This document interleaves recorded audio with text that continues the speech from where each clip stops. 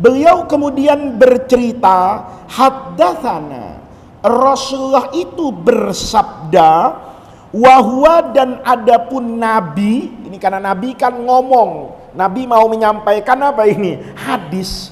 Kata Abdullah bin Mas'ud, Nabi itu as-sadiqu, jujur.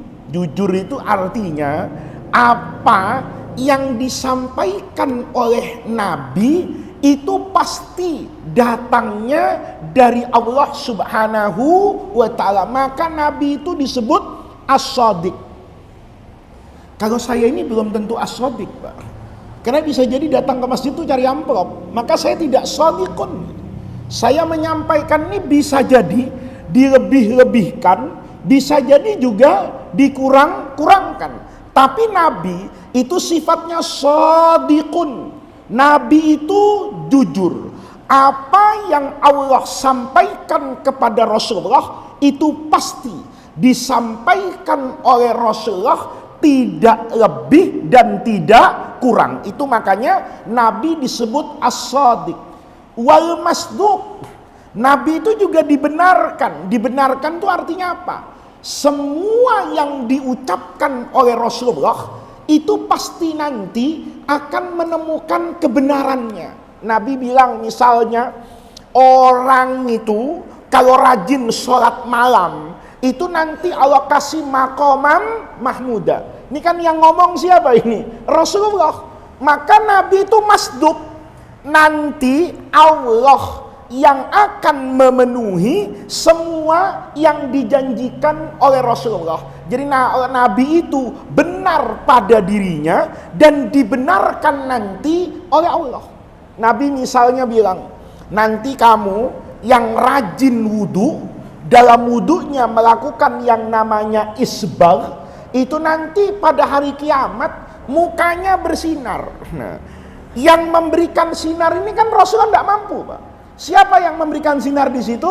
Allah. Maka Nabi disebut masduq, karena kebenaran yang disampaikan Nabi nanti akan dibenarkan oleh Allah Subhanahu wa ta'ala. Itulah sebabnya Rasulullah disebut as-sadiqul masduq.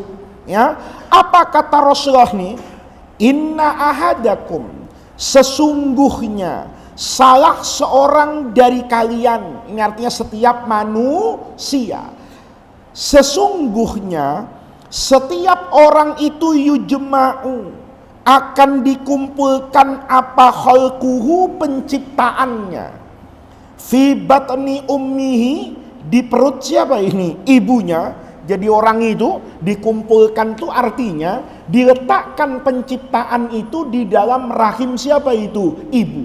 Nggak bisa. Manusia itu nggak bisa jadi kecuali dari rahimnya siapa ini? Ibu. Makanya Bapak, Allah itu nih, anggota tubuh laki-laki dengan perempuan itu sama, Pak. Mata sama, paru-paru sama, jantung itu sama. Tapi ada satu organ di dalam wanita itu yang namanya sama dengan nama Allah. Apa itu? Rahim. Di dalam hadis itu Allah itu bersabda menyampaikan kepada Rasulullah dalam hadis qudsi, Anar Rahman, saya itu Ar-Rahman, yang maha pengasih. Khalaqtur rahima, saya yang menciptakan rahimnya perempuan. Washtaqtu lahusman min ismi, maka karena saya yang Rahman, saya yang menciptakan rahim yang ada di dalam perut ibu itu, saya ambil penamaannya dari nama saya. Maka Bapak jangan main-main sama ibu, Bapak jangan main-main sama istri, Bapak jangan tidak menghormati perempuan. Karena di dalam anggota tubuh kita laki-laki itu nggak ada, Pak. Sehebat-hebatnya laki tidak punya anggota tubuh yang ada di dalam dirinya yang namanya diambil dari nama siapa itu? Allah nggak ada. Tapi rahim yang ada di dalam perempuan itu namanya mustaqun minar rahman. Makanya ibu itu yang punya sifat apa itu? Sayang sama anak. Jadi kalau ada perempuan tidak sayang sama anak, itu bahaya Pak. Karena dia berarti salah apa ini? Salah penciptaannya, itu bukan salah Allah. Ada yang salah dalam diri seorang perempuan kalau dia tidak bisa menyayangi siapa itu? Anaknya. Maka di sini kata Rasulullah, inna ahadakum, setiap orang itu yujma, dikumpulkan khalquhu penciptaannya, fi batni ummihi, di dalam perut ibunya, arba'ina yauman, selama 40 hari itu dalam bentuk nutfatan, sperma Pak. Thumma yakunu, kemudian nanti sperma ini seiring dengan perjalanan waktu di dalam rahim ibu itu akan menjadi alakotan. Alakoh itu segumpal darah, ya, darah yang menempel di dinding rahim. Makanya dulu Bapak, kita ini tidak mungkin Pak, tidak berbakti kepada ibu, karena yang membesarkan kita tanpa apa-apa itu ibu. Kalau suami Bapak ngasih makan anaknya, anaknya udah punya mulut Pak. Tapi kalau ibu ngasih makan anaknya di dinding rahim, itu manusia belum ada bentuknya, masih alakotan, segumpal darah yang menempel fi batni ummihi itu. Mithla dzalika, sama dengan nutfah 40 hari juga. Setelah 40 hari sperma itu, zigot itu berproses, dia menjadi apa ini? Menjadi alaqah, menjadi segumpal darah. Tsumma yakunu mudghatan, nanti segumpal darah ini akan berubah menjadi mudghah, segumpal apa ini? Daging. Mithlu zalika. Ini sebelum saya lanjutkan Bapak, ini menjadi keistimewaan Rasulullah Shallallahu Alaihi Wasallam. Penciptaan manusia itu namanya ilmu embriologi. Jadi kalau kita masuk kampus itu mau belajar asal kejadian manusia, dari mulai dasarnya orang sampai nanti 9 bulan sampai berkembang jadi orang tua dan sebagainya. Ini dalam ilmu kedokteran modern namanya ilmu embriologi. Ini menarik Pak. Rasulullah Shallallahu Alaihi Wasallam itu kita baca dalam sejarah, itu nabi yang ummi. Ummi itu la yaktub wa la yaqra. Nabi itu tidak bisa menulis dan juga tidak bisa apa itu? Baca. Wa ma kunta tatlu min qablihi min kitabin wala takhutuhu biyaminika. Rasulullah itu jelas dalam Quran itu nggak pernah baca buku apapun dan nggak pernah wa ma takhutuhu biyaminika. Kedua tangan Rasulullah yang biasa dipakai nulis itu yang kanan, itu nggak pernah tahutu, nggak pernah nulis. Bapak bisa bayangkan kalau ada orang nggak nulis, nggak baca, itu pasti orang apa Pak? Orang bodoh.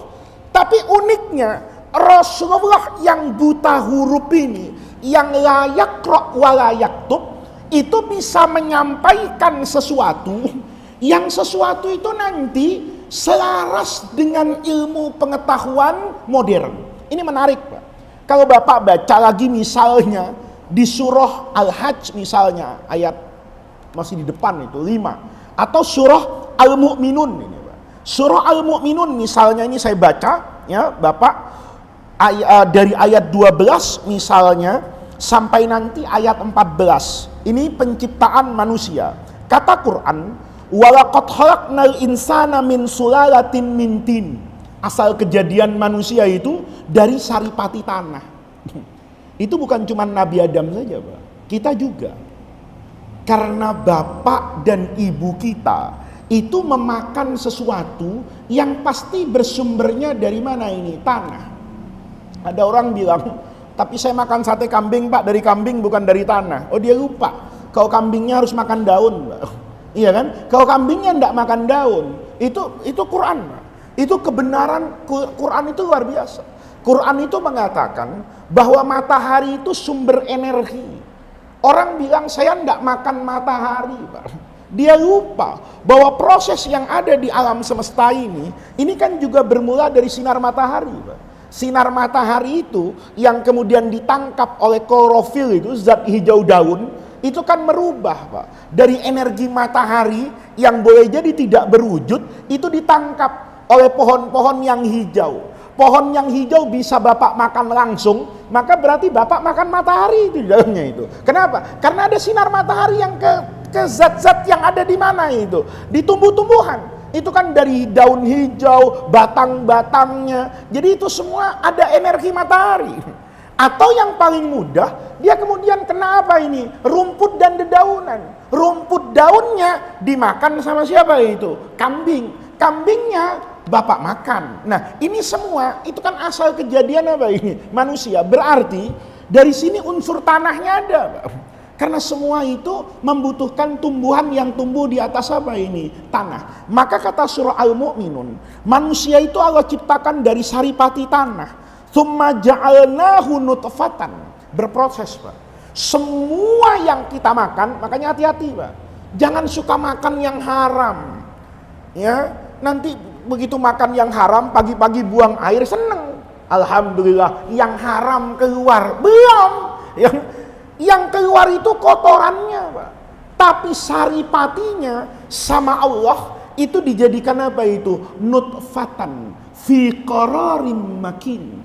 Allah taruh fi qaror, tempat makin yang aman Pak, di tulang belakang ini. Jarang orang itu kalau kecelakaan nauzubillah itu keluar darahnya Pak, tapi tidak keluar spermanya. Karena dia dijaga dengan anggota tubuh yang aman seperti janji Quran fi qararin makin. Setelah ada spermanya tentu berhubunganlah antara seorang suami dengan apa ini? Istri. Setelah itu fahalaqnan nutfata alaqatan. Dari sperma ini yang bercampur dengan ovum, ini adonan orang bahasa gampangnya, namanya zigot, itu kemudian berubah kan Pak? Jadi apa ini? Proses jadi segumpal apa ini? Darah. Dari darah itu fahalaqnal alaqata mudghatan. Yang tadi berupa darah lama-lama berubah menjadi apa ini? Daging. Setelah menjadi daging, fahalaqnal mudghata idhaman. Daging tadi itu berubah pelan-pelan mengeras menjadi apa ini? Tulang. Fakasawnal idhama lahman. Nanti setelah itu jadi tulang, dibungkus lagi dengan apa ini? Daging. Tsumma ansha'nahu khalqan akhar. Dari situ nanti berubah manusia itu menjadi bentuk yang luar biasa Pak. Bentuk yang berbeda dengan bentuk aslinya.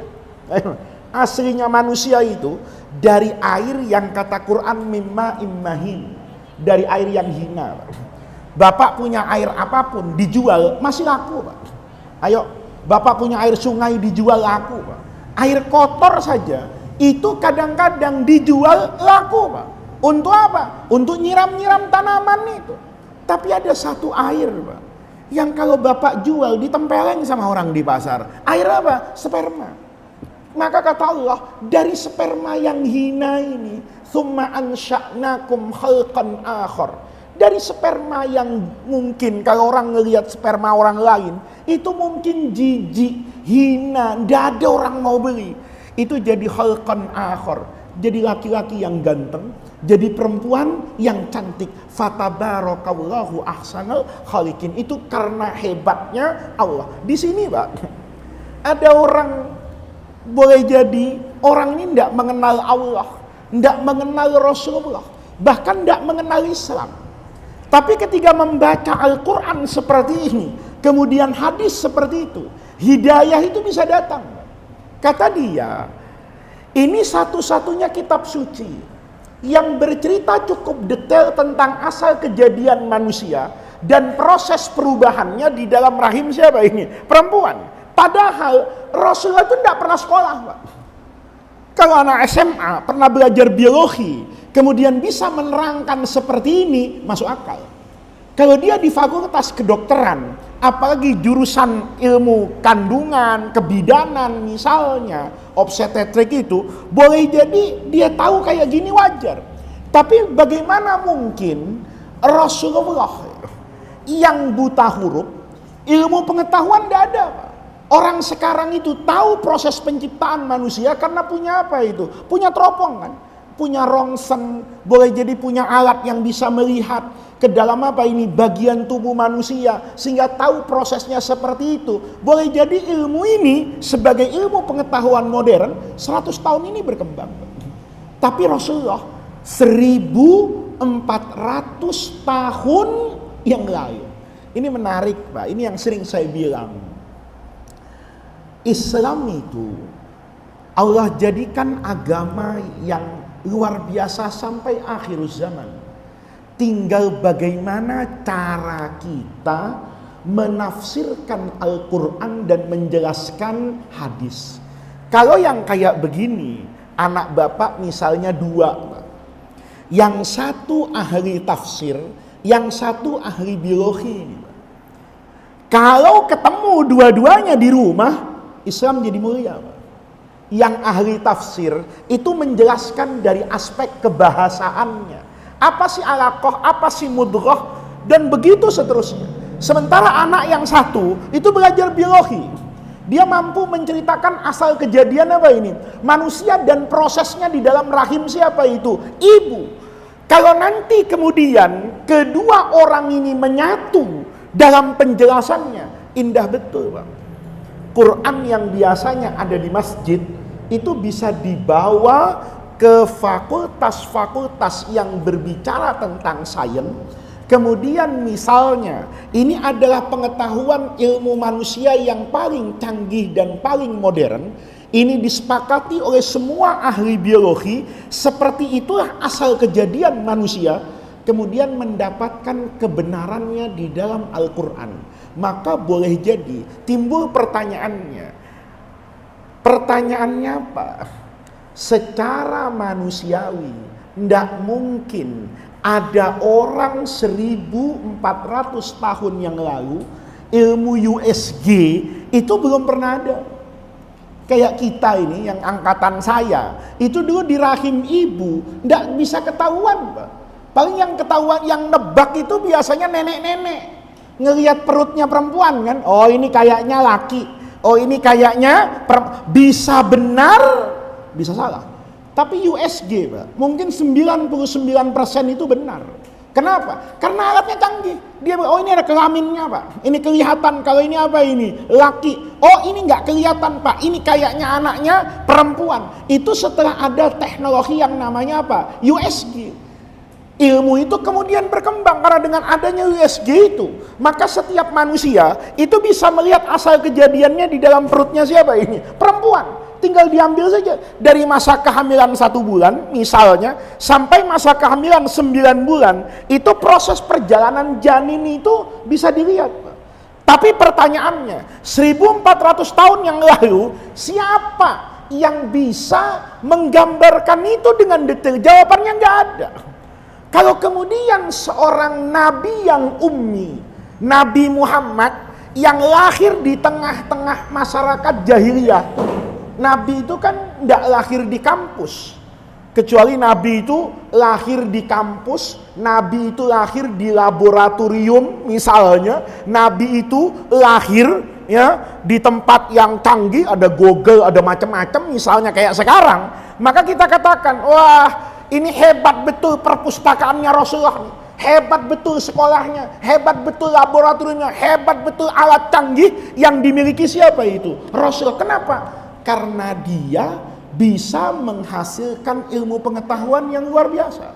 Tetapi ketiga ini semua tidak mungkin ada di masa itu, tetapi Rasulullah bisa menceritakan seperti apa yang diketahui orang hari ini. Maka timbul pertanyaan selanjutnya, berarti Nabi Muhammad ini nggak tahu, karena nggak ada orang tahu seperti ini.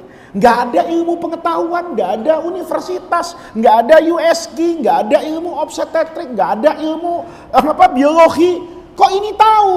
Berarti beliau itu bukan tahu, tapi dikasih tahu. Siapa yang ngasih tahu? Allah. Kalau begitu, Quran bisa kita yakini bahwa itu bukan dari Rasulullah, tetapi dari Allah Subhanahu wa ta'ala. Karena kalau dari Rasulullah, tidak mungkin ada manusia siapapun di abad di mana Rasul lahir memiliki pengetahuan yang bisa menceritakan asal kejadian manusia di dalam rahim perempuan. Ini sekedar untuk mengingatkan kita.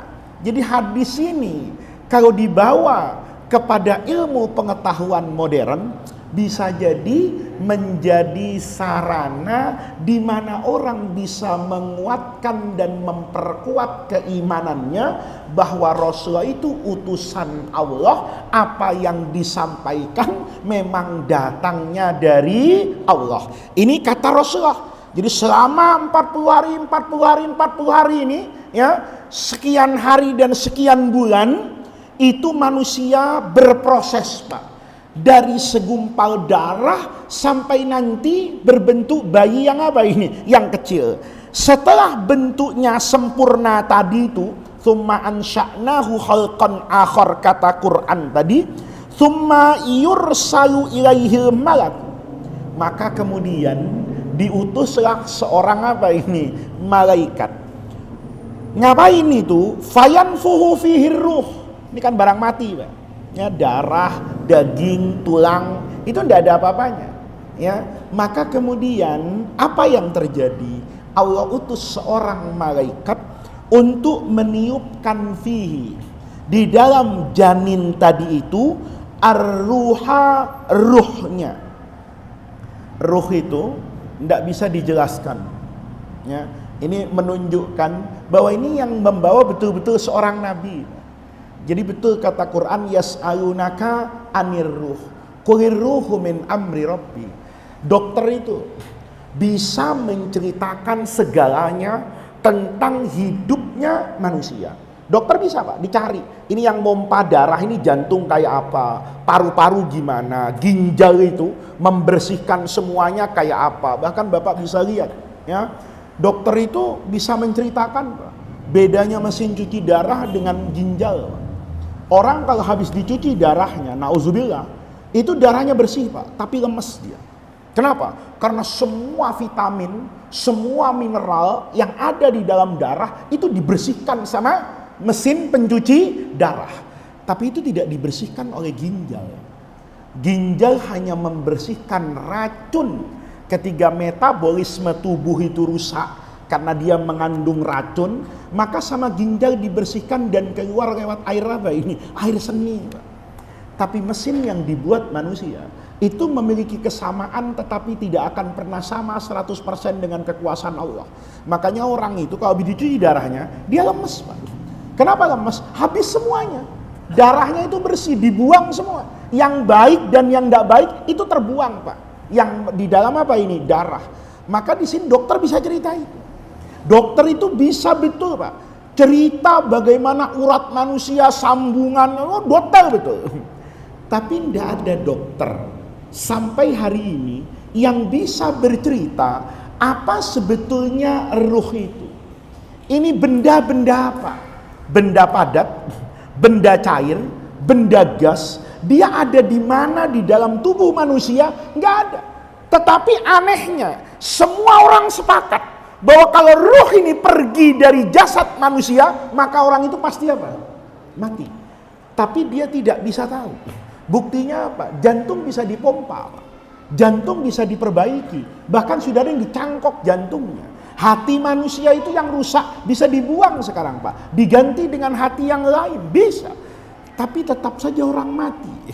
Kalau ruh itu ada di jantung, maka orang itu perlu menjaga jantungnya saja. Kalau jantungnya terjaga, seharusnya nggak ada lagi orang mati. Kalau dia di paru-paru, fungsi utama dari manusia, mestinya kalau paru-parunya terjaga, ada apapun yang bersentuhan dengan paru-paru disembuhkan, mestinya nggak mati, Pak. Tapi ternyata mati itu tetap ada. Bendanya kayak apa? Itu nggak bisa. Dan itu, Bapak, ketika Allah bercerita misalnya dalam Al-Quran, yas'alunaka anir ruh, qulir ruhu min amri rabbi, wa ma utitum minal ilmi illa qalila. Kita ini sering lupa, Pak, bahwa pengetahuan kita itu terbatas. Jangankan mikirkan ruh, mendefinisikan sesuatu yang bisa kita lihat saja, ada yang kita tidak bisa. Bapak bisa mendefinisikan negara. Negara itu ada presidennya, ada rakyatnya, ada MPR-nya, ada DPR-nya, ada pemilunya, ada KPU-nya, ada yang mengawasi namanya Bawaslu, bisa. Bapak bisa cerita masjid itu apa, tempat ibadah, ada menaranya, ada, bisa Bapak. Tapi ada sesuatu yang Bapak lihat setiap hari, tapi Bapak tidak bisa mendefinisikan itu. Ada sesuatu yang Bapak yakini ada, tapi Bapak tidak bisa pegang dan tidak bisa nangkep, Pak. Yang pertama namanya udara. Udara itu kita yakini ada, tapi tidak pernah kita bisa megang. Ini udara bentuknya kayak apa, tidak bisa megang. Tapi kita bisa menguraikan udara itu. Ada yang namanya oksigen, ada yang namanya karbon dioksida. Hari ini Jakarta misalnya diyakini polusinya paling parah. Kenapa parah? Karena banyak gas karbon yang dibuang. Kita bisa tahu, Pak, ini karbon, ini oksigen. Kalau mau paban sekarang namanya nitrogen. Tapi begitu dipegang kita nggak bisa tahu. Tapi kita yakin itu ada. Artinya apa? Ada sesuatu yang ada, kita cukup yakin saja tanpa perlu kita tahu detailnya. Itu udara, Pak. Ada yang lebih gampang lagi. Warna. Bapak itu tahu warna, tapi tidak bisa mendefinisikan. Kalau saya tanya sama Anda, mana warna hitam? Anda tunjuk peci saya. Saya akan jawab, ini peci hitam. Tolong ambil pecinya, tinggal hitamnya. Bisa Anda jawab? Tidak bisa. Anda tanya sama saya, mana warna putih? Baju saya putih, baju beliau putih. Tapi ini bukan putih, Pak. Ini baju putih. Tolong ambil bajunya, tinggal putihnya. Tolong ceritakan kepada saya, apa itu putih? Nggak bisa. Bapak bisa bercerita, apa itu AC? Oh, ini satu alat, Pak, terdiri dari A, B, C, D sampai Z, bisa. Ya, Bapak bisa membuat obat, cerita hebat tentang obat, bisa. Oh, obat ini obat yang canggih, bisa memberikan apa ini? Kesehatan. Ini karena komposisinya A, B, C, D sampai Z. Tapi Bapak saya tanya, mana warna kuning? Tidak tahu. Bapak paling bisa nunjuk Golkar. Saya bilang, oh itu Golkar, Pak, bukan kuning. Tolong ambil Golkarnya, tinggal apanya itu? Kuningnya. Tidak bisa. Itu menunjukkan keterbatasan apa itu? Manusia.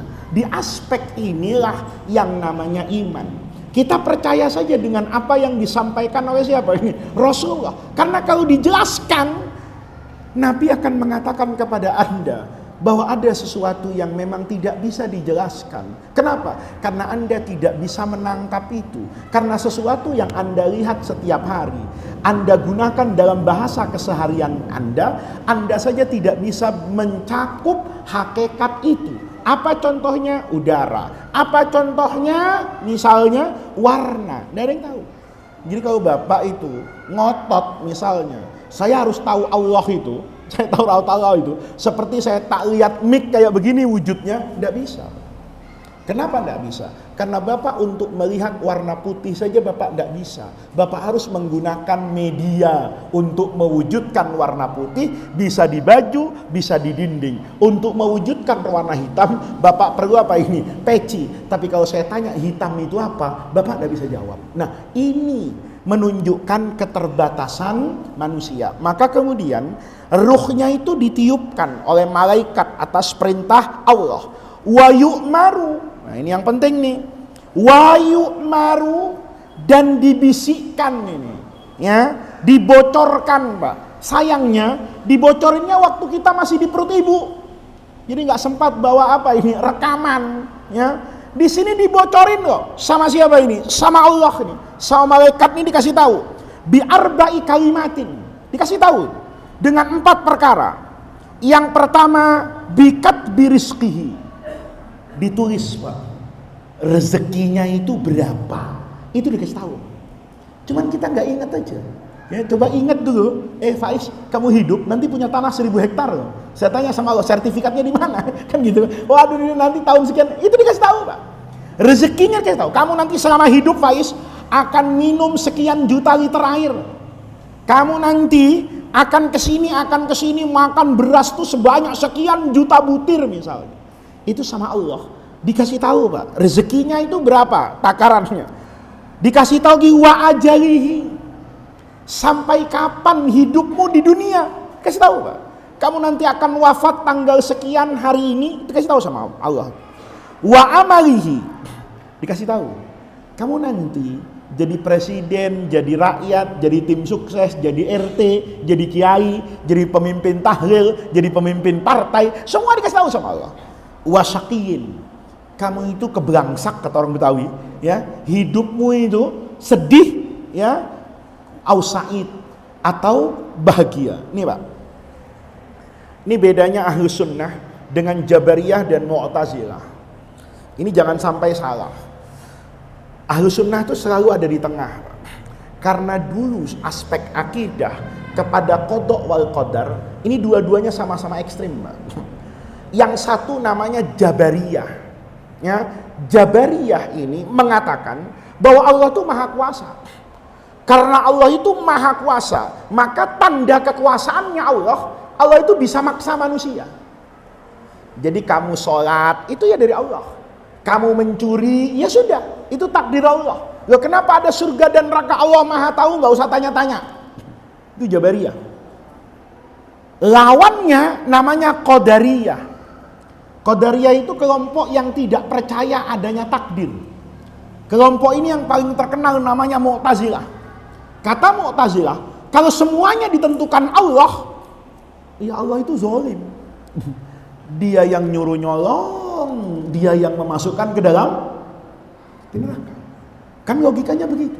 Saya sholat tuh seizin Allah, saya mencuri juga seizin Allah. Lalu kalau Allah ini kayak begini, kata Mu'tazilah, loh berarti Allah itu zalim. Nggak bisa, Allah tuh nggak zalim. Maka dia mengatakan tidak ada yang namanya qada wal qadar. Dia menafikan itu.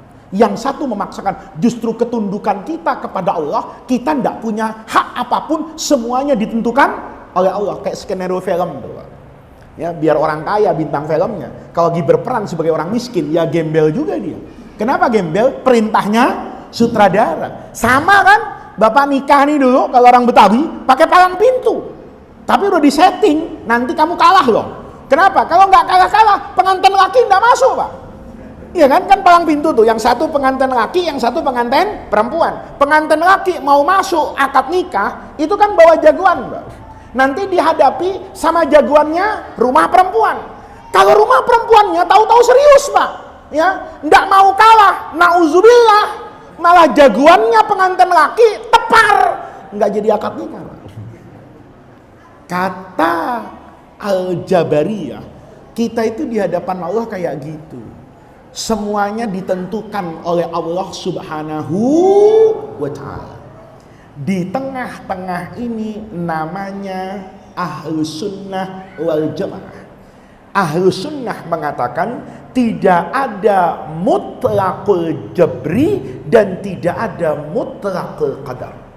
Nggak ada pemaksaan yang ekstrim dan tidak ada kemerdekaan yang ekstrim. Yang ada apa ini? Di tengah-tengah. Di tengah-tengahnya itu apa? Di tengah-tengahnya ini gini, Pak.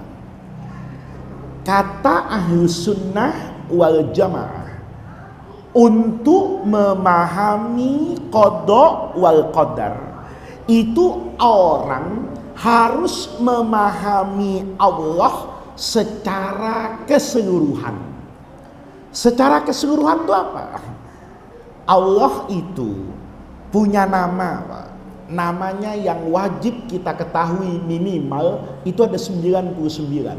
Itu namanya Al-Asmaul Husna. Cara memahami Allah itu tidak boleh separoh-separoh. Kalau separoh-separoh, iman Bapak bisa rusak. Pahami Allah itu secara keseluruhan. Gimana cara memahami Allah secara keseluruhan? Ya kan sama, Pak, hidup kita ini. Allah itu punya sifat Ghafurur Rahim, tapi Allah itu juga punya sifat Sadidul Iqab. Dari mana Bapak dapat rahmatnya Allah? Dari Sadidul Iqab.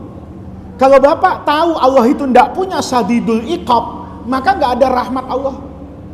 Ayo, kita hidup malam ini, itu hidup dalam rahmat Allah. Kenapa dalam rahmat Allah? Karena kita tahu motor kita aman.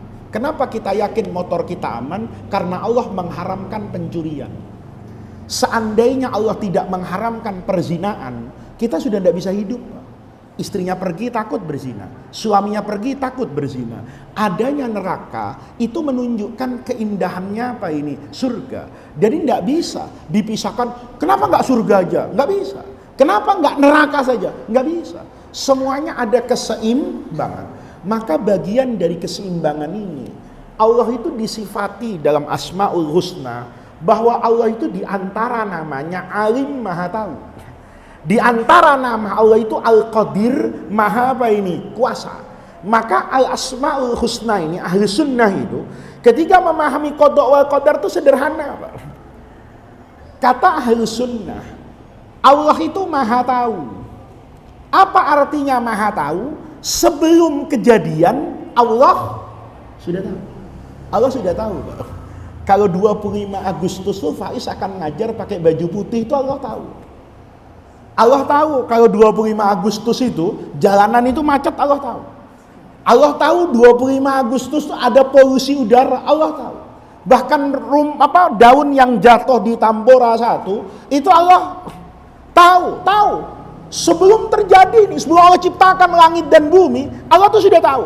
Nanti di Jakarta tuh ada manusia namanya Faiz. Tanggal 25 ngajar di Tambora, pakai baju putih, pecinya hitam, sarungnya hijau, Allah tuh Maha tahu. Karena Allah Maha Tahu, maka apa yang Allah ketahui itu dicatat di Lauhil Mahfuz. Nih lihat nih. Begitu dicatat di Lauhil Mahfuz, Allah itu Maha Kuasa. Maha Kuasa apa? Bukan memaksa orang. Maha Kuasa untuk menciptakan semua yang Allah tahu. Kalau kita, Pak, tahu, tapi belum tentu bisa mewujudkan. Kita tahu sholat tahajud itu utama nanti malam, tapi belum tentu kita bisa mewujudkan karena kita nggak punya kuasa, gitu. Beda Allah. Allah tahu dan Allah kuasa untuk mewujudkan pasti apa yang Allah tahu. Kalau kita enggak, Pak. Kita tahu kok masakan istri nggak enak, berani ngomong nggak enak, nggak takut, Pak. Walaupun tahu, ya ini ada ibu-ibu nih, saya tahu betul kan ditanya sama istri saya, gimana Bang masakan? Tahu betul saya, Pak. Kalau rasanya itu berantakan, tapi saya tidak punya kuasa, Pak, untuk mengatakan apa itu masakan ini nggak enak. Bisa marah dia, sama aja kan. Kalau bapak lagi ngambek gitu, bapak dimasakin sama istrinya itu supaya bapak nggak marah-marah lagi, dimasakin masakan yang enak. Ditanya sama istrinya, gimana Bang masakannya?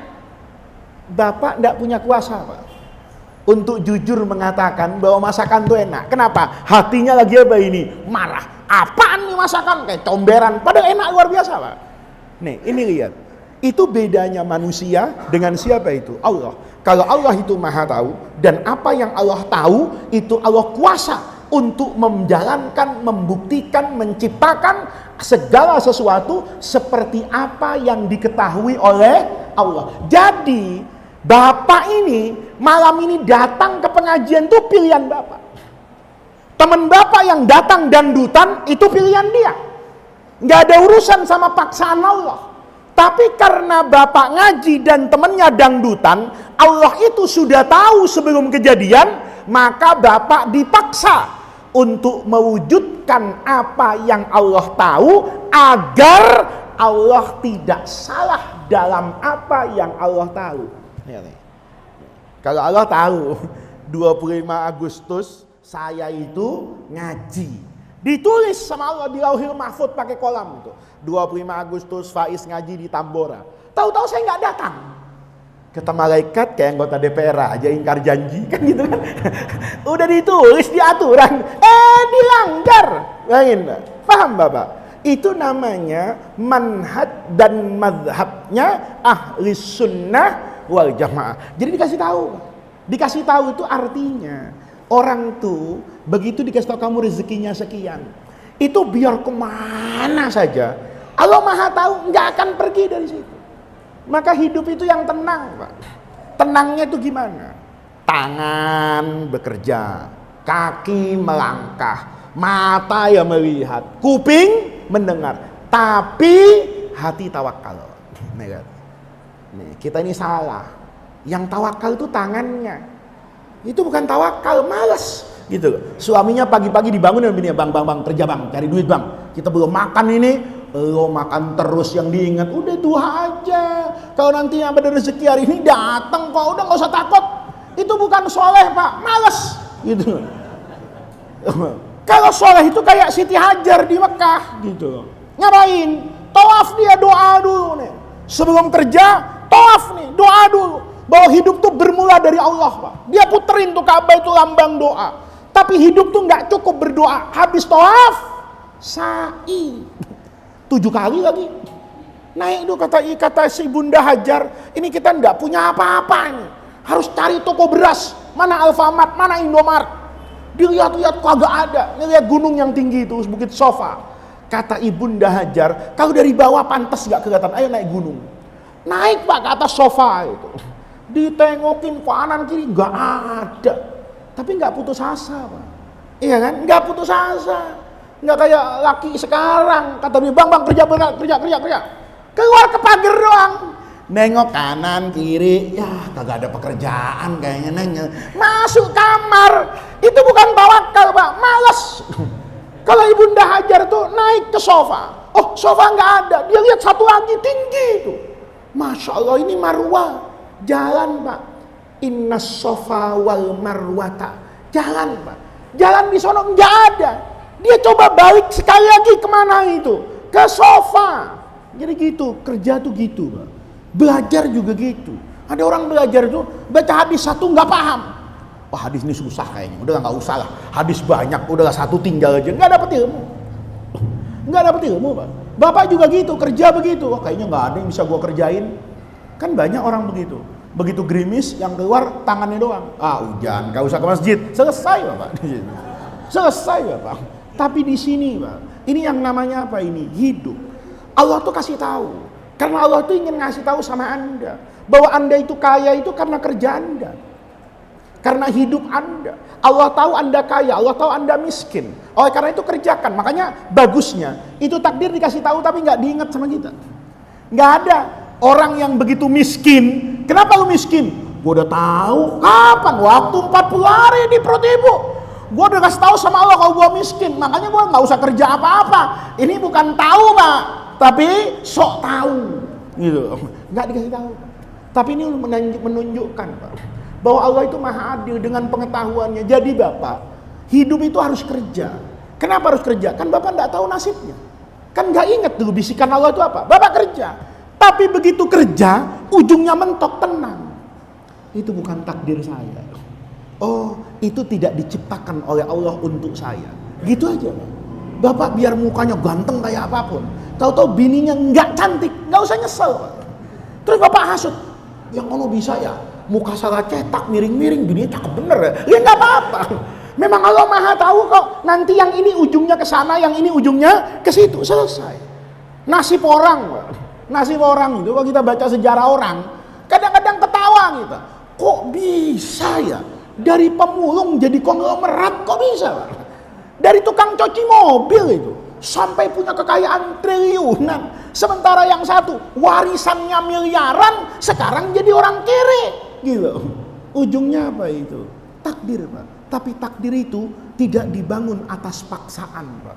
Takdir itu Allah hanya ingin menyingkap dan mengungkap apa yang Allah tahu menjadi satu kesatuan yang lurus. Jadi takdir itu tidak ada kaitan dengan paksa memaksa, tetapi itu adalah pertemuan Mbak, antara ikhtiar dan doa.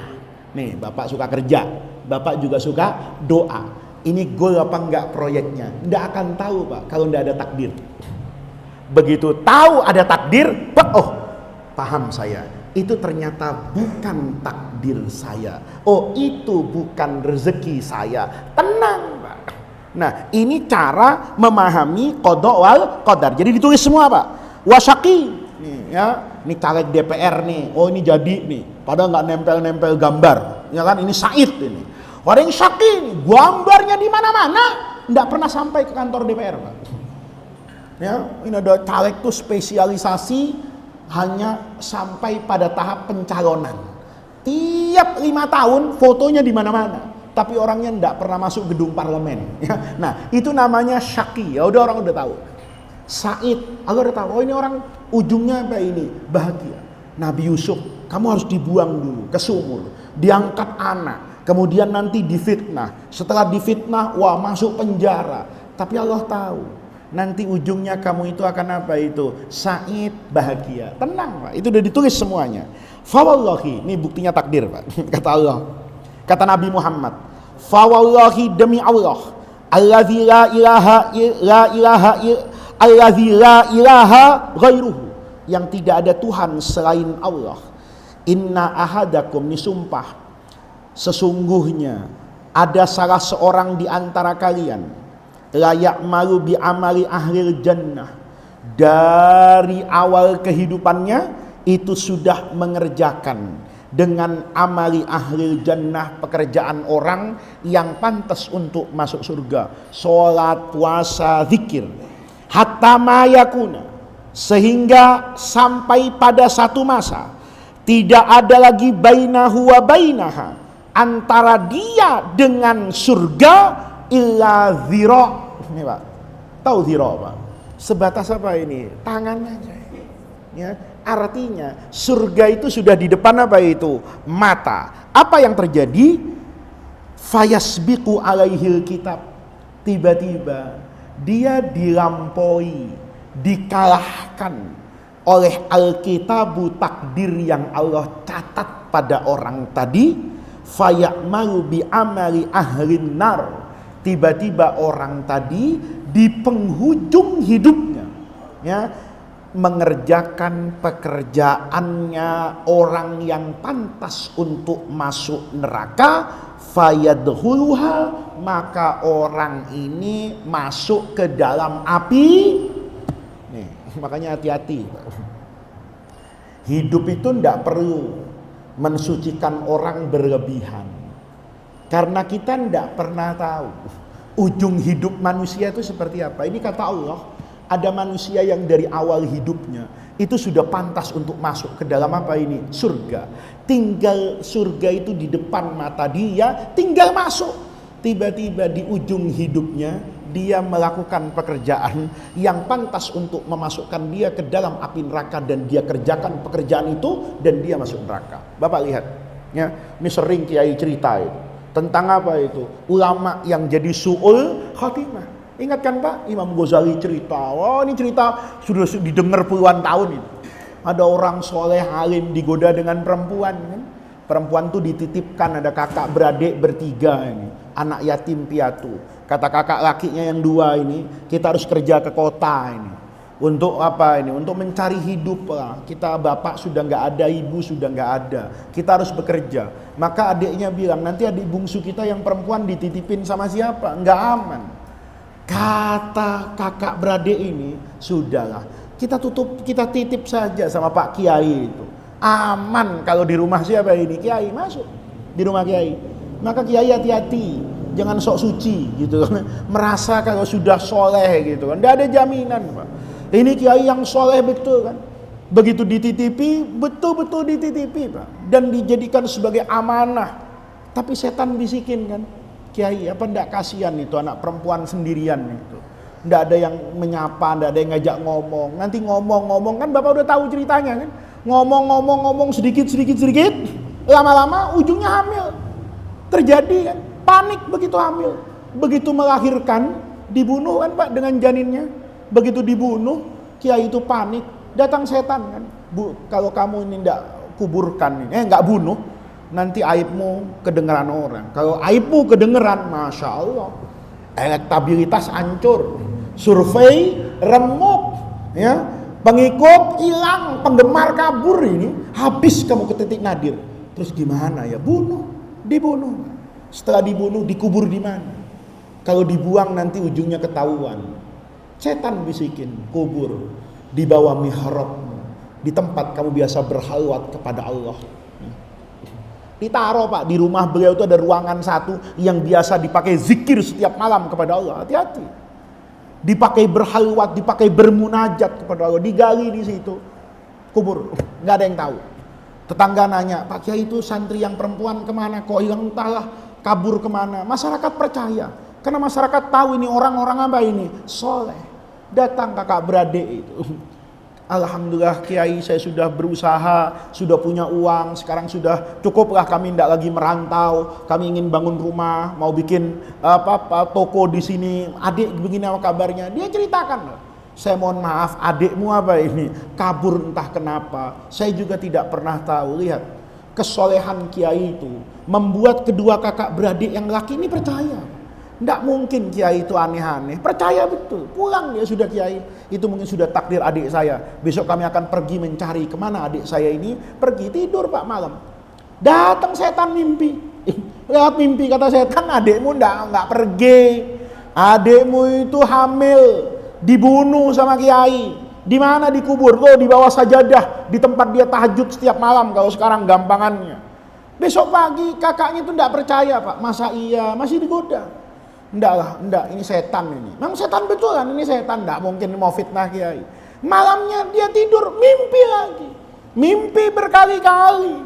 Akhirnya yakin, datang Kiai, saya mohon maaf, saya mimpi gini-gini. Bahasa tubuh Kiai grogi, akhirnya diapakan tuh?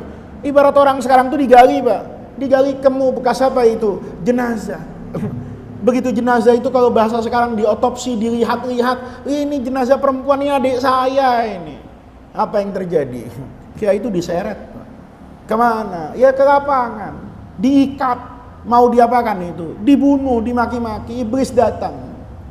Kiai, tidak ada yang bisa menyelamatkan Kiai hari ini kecuali saya.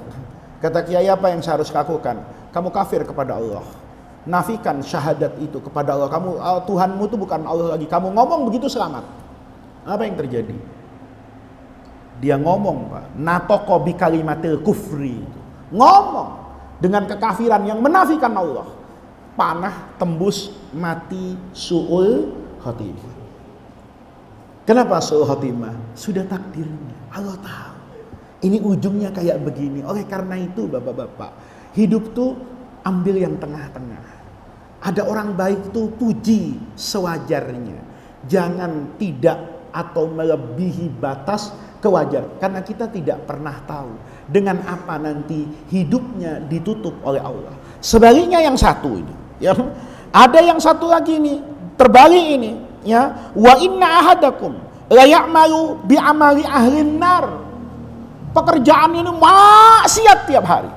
Hatta ma yakuna bainahu wa bainaha illa dhira. Antara dia dengan neraka itu tinggal apa ini?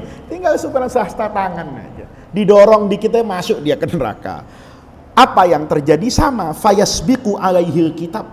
Tiba-tiba takdir dia melompat ke depan mengalahkan orang tadi agar dia tidak masuk ke dalam api neraka. Apa yang terjadi? Fayamalu bi amali ahlil jannah. Dia mengerjakan pekerjaannya orang yang masuk ke dalam surga. Fayadkhuluha. Tuh Pak. Jadi orang itu bermaksiat kepada Allah, itu nggak usah dibenci orangnya. Benci aja pekerjaannya. Kalau Bapak lihat orang ini masuk neraka enggak boleh, Bapak bilang, "Oh, Ramadan masa itikafnya di warteg." Orang tadarusan Quran gitu di masjid. Ini itikafnya di warteg, tadarusnya tahu goreng sama bakwan. Kan begitu kan? Dasar lo orang masuk neraka lo, enggak bisa. Kita enggak pernah tahu kan. Jangan-jangan itu maksiat terakhir yang dilakukan. Kemudian Allah berikan apa ini? Pintu taubat. Itu kan sejarahnya banyak Pak. Sejarah orang-orang yang dulunya itu luar biasa jahatnya. Kalau Bapak masih punya rekaman saya ngaji hikam di Darul Rahman dulu, saya cerita itu tentang Fudail bin Iyad itu. Fudail bin Iyad itu semua kejahatan itu sudah pernah dia kerjakan. Orang tuh takutnya luar biasa. Ini begal Pak. Orang itu sampai satu ketiga Fudail itu jahat Pak. Hingga satu ketiga kalau Allah mau kasih apa itu? Hidayah. Dia ke pasar Pak. Di pasar tuh ada anak kecil rewel, nggak mau makan. Kan biasa anak tuh kalau disuapin itu rewel gitu. Itu ibunya bilang, ayo makan nak. Kalau kamu nggak mau makan, kamu saya kasih Fudail. Dengar nama Fudail bin Iyad, itu anak kecil takut Pak, langsung makan sebanyak-banyaknya. Kata Fudail, sejahat itukah saya? Sampai anak kecil pun takut kepada saya. Pulang dia. Dengan hati yang apa itu? Yang masyhur pada Allah, sedih banget. Ya Allah, sejahat itukah saya? Ketika pulang itu Pak, Ada kafilah dagang kalau sekarang di Tanah Abang. Ayo cepat-cepat angkat ke mobil, cepat pergi sebelum maghrib tiba. Sekarang Fudel masih tidur. Nanti maghrib dia bangun, habis kita dirampok. Kata Fudel, ini gue udah bangun sebenarnya kan gitu. Dia denger itu. Kata Fudel, ya Allah, orang itu nyebut saya itu jelek semua. Fudel ini Pak, cinta betul sama tetangganya yang ahli ibadah. Tapi ini orang nggak mungkin mau, kata Fudel. Maka kerjaannya itu kalau sampai rumah gelap ngintip. Coba. Tapi jangan ditiru Pak. Ya, nanti terus Bapak, caranya dapat hidayah itu ngintip. Terus ngintip semua. Beda-beda nasib Pak. Fudel itu ngintip. Dia begitu sampai ke rumahnya, ya sedih Pak. Ya Allah, saya kok jahat kayak gini ya, saya gini. Tapi maksiat lagi. Jam segini. Wah, biasanya tetangga saya ini udah muncul di atas. Naik dia ke tembok atas. Seperti biasa dia mengintip. Tiba-tiba ketika dia mau mengintip itu, terdengar suara yang dia tidak pernah tahu. Alam yakni lilladzina amanu an takhsha'a qulubuhum li dzikrillah. Apa belum datang waktunya untuk kamu sekarang tunduk kepada Allah? Apa belum cukup ini? Allah kasih kamu hidup, Allah sabarin. Apa belum waktunya kamu taubat? Apa yang terjadi? Fudel itu bilang dalam hatinya, bala, sudah datang ya Allah. Itu tidak pakai lama Pak. Subuh langsung ke masjid. Semenjak itu Fudel bin Iyad nanti pada masa akhir hidupnya disebut Abidul Haramain. Dia orang yang ahli ibadah. Kalau nggak di Mekah ya di Madinah. Kalau orang mau cari Fudel itu nggak mungkin di Tanah Abang, di Pasar Pagi, di Kota Tua, nggak mungkin. Cari dia di Mekah, di depan Ka'bah, cari dia di Raudhah, di samping makam Rasulullah, pasti dia sedang sujud dan baca Quran. Itu aslinya begal. Itu Pak. Jadi orang itu hidup itu nggak perlu lah Pak mensucikan sesuatu yang tidak suci gitu. Apalagi cuman pilpres gitu ya. Tidak perlu lah memuji orang berlebihan, mengangkat orang pada derajat yang di luar apanya itu makomnya. Cintai sewajarnya, karena yang tidak wajar itu hanya akan mendatangkan apa ini? Kerusakan. Maka hadis ini itu mengajarkan kepada kita banyak hal. Yang pertama, segala sesuatu itu ada dalam pengetahuan Allah. Segala sesuatu itu ada dalam takdir Allah. Tapi kita baca dalam hadis, ada yang bisa merubah takdir. Apa diantaranya? Doa. Jadi takdir itu Pak bisa berubah. Sebenarnya nggak berubah. Allah tahu orang ini kalau maksiat dia biasanya suka taubat. Maka kata Allah, kalau dia rajin taubat, nanti yang mestinya ke neraka jadi kemana ini? Ke surga. Dia buktikan itu dengan pengetahuan Allah, maka dia bisa masuk ke dalam apa ini? Surga. Itu adalah amalan yang luar biasa. Sering bertaubat, sering beristighfar. Di dalam hadis itu ada lagi namanya shadaqatus sirri. Sedekah diem-diem. Kita kalau sedekah kadang-kadang viralkan, kan gitu kan ya? Enggak. Shadaqatus sirri itu dalam hadis Hasan itu dikatakan tutfi'u ghadabar rabbi, itu yang akan mampu memadamkan murka Allah. Nah ini yang harus kita ingat. Jadi ingat bahwa segala sesuatu itu ada takdirnya. Kalau sesuatu itu tidak datang kepada saya, itu berarti bukan takdir saya. Kalau sesuatu itu datang kepada saya, itu adalah takdir saya. Dan orang itu tidak perlu kemudian ya memikirkan takdirnya. Nih, Syekh Abdul Qadir Jailani itu bilang gini, Innallaha, Allah itu arada minna asya'a wa arada bina asya'a. Allah ini menghendaki dari kita beberapa perkara, dan Allah menghendaki kita untuk menjadi beberapa perkara. Nih, Allah itu minta kepada saya sholat, Allah itu minta kepada saya puasa, Allah itu minta kepada saya istighfar, Allah itu minta kepada saya taubat, Allah itu meminta kepada saya agar rendah hati, Allah itu meminta kepada saya untuk peduli kepada sesama, Allah itu minta kepada saya untuk membagi rahmatnya kepada seluruh umat manusia. Itu Allah minta dari saya. Tapi Allah juga ada yang Allah tuh mau saya jadi apa Allah tahu. Kan tadi kan Allah tahu 25 Agustus saya datang ke sini ngaji arba'in. Berarti Allah menginginkan saya malam ini jadi ustadz. Kan gitu. Coba suara saya enak terus dangdutan. Berarti Allah ingin malam ini saya jadi penyanyi dangdut. Allah ingin saya jadi kiai, jadi ustadz, jadi orang soleh, jadi ini. Banyak Pak. Yang ini Allah nggak kasih tahu sama kita. Allah nggak kasih tahu. Bapak jadi presiden, bapak jadi rakyat, jadi RT, jadi kiai, nggak dikasih tahu sama Allah. Tapi yang Allah minta dari kita, Allah kasih tahu. Salat 5 waktu.